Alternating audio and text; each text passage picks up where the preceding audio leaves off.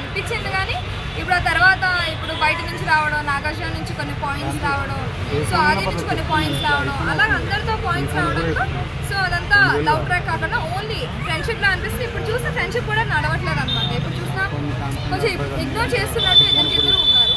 Okay, ఈ week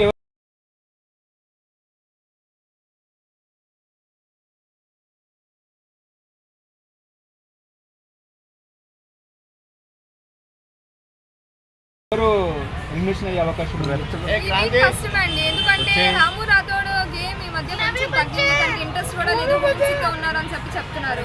so ఆయనకైనా votings తక్కువ పడచ్చు, లేదంటే సాయి ఉన్నారు కదా దానికైనా తక్కువ పడచ్చు. సో వీళ్ళిద్దరిలో ఎవరైనా